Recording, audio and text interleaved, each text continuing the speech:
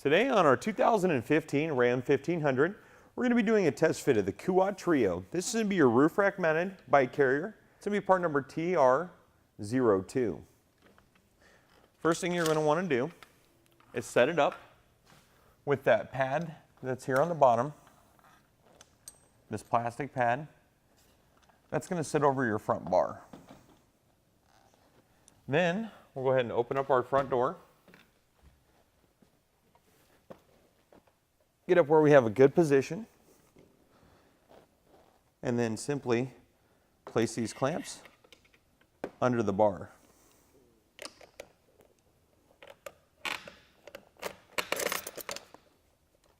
Like so. And then we'll take our nuts and thread those down over the top. We'll do the same with the second one.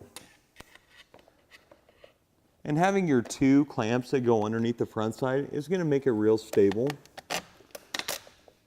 and grip on a lot better. So go ahead and place in these other two nuts.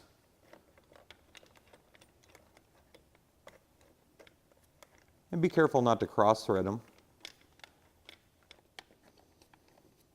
Sometimes they'll take a minute just to get on there.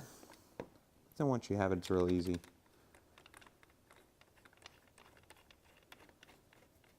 Especially over the thicker front part of your Aero type blades. Once we have it here, we'll go ahead and get it set to where we want it. And we'll go ahead and tighten this down just gently, and then we'll adjust our backside. Get those threaded in there a little bit so we have a little less work to do when we come back up here. Because we still need to be able to lift that back bar up to slide that back bracket underneath. That's why we're only going to tighten it up a little bit.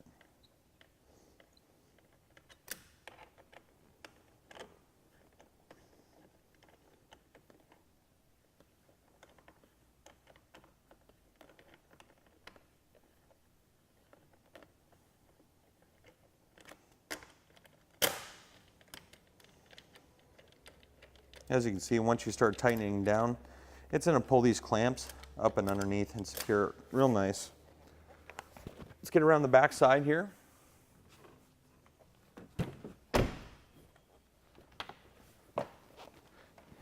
And put this piece on. All right, with this back one, you want to have it to where you can unthread the one nut, the wing nut that's here, closest to the front bar. And you want to make sure to have the back one loose as well, but not completely off. And I'll show you why here in just a second.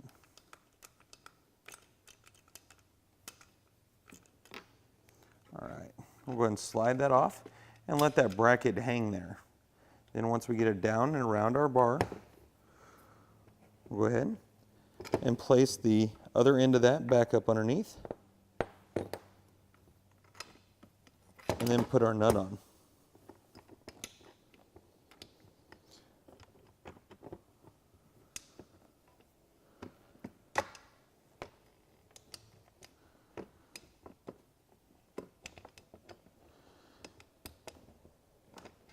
And there may be a little bit of a clearance issue until you get it threaded on there a little bit.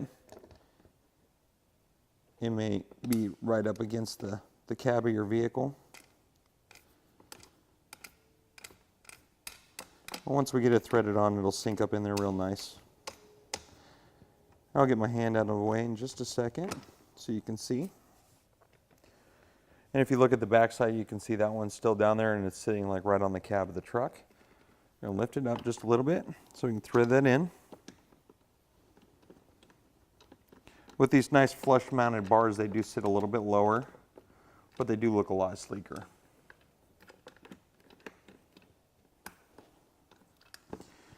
All right, once we get it off the truck, we'll go ahead and thread those on the rest of the way. We're just going to tighten them both down simultaneously so we get them nice and straight on the bar.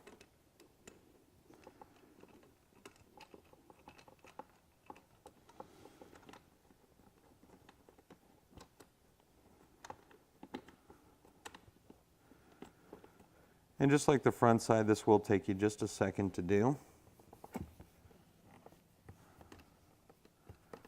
All right, once we got these ones tight, we'll go ahead and adjust that front one where we want it and where it's straight. Then we'll tighten it the rest of the way down.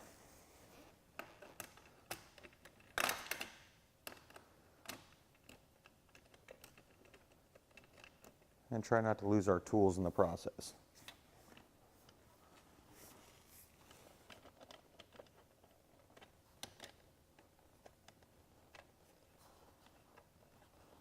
You should see those clamps coming up underneath the bottom side.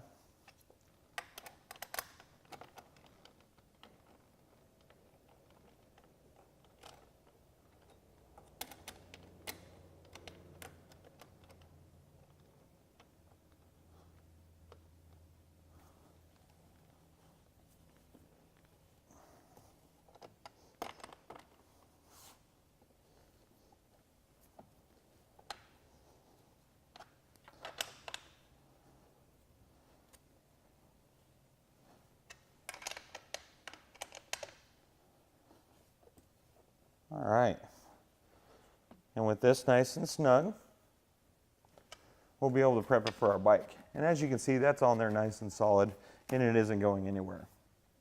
So let's unthread our skewer here just a little bit and get it ready for our bike. Your fork will sit here and here. So let's go ahead and grab it.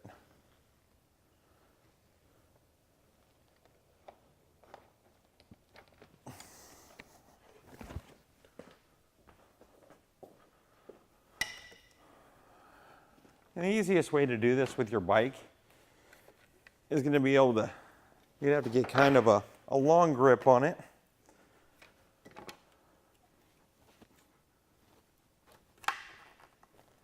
Because you do have to go up a ways. And I like to just set my back tire up there and then step up. You can hold your frame while you do this too.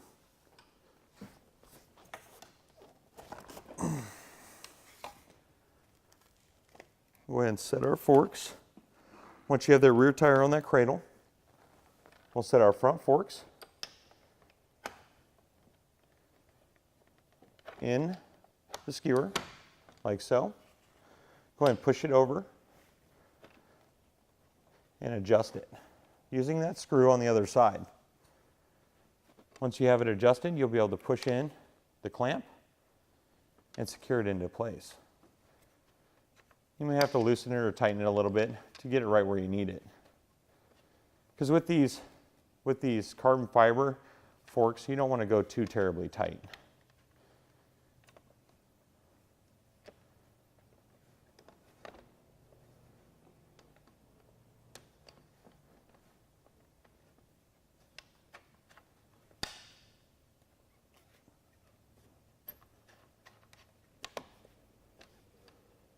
All right, that's gonna be nice and snug. Then we'll go ahead and put on our back one.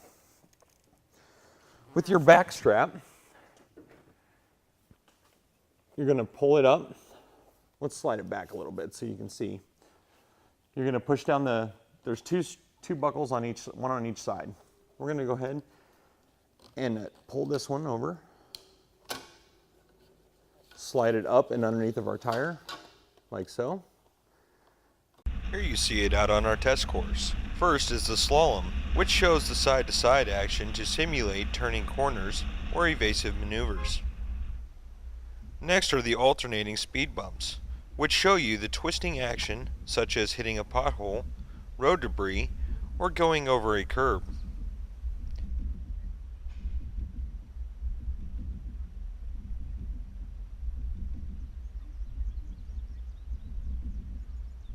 Finally, we will finish with the solid speed bumps, which show the up and down action to simulate a parking garage or coming out of a driveway.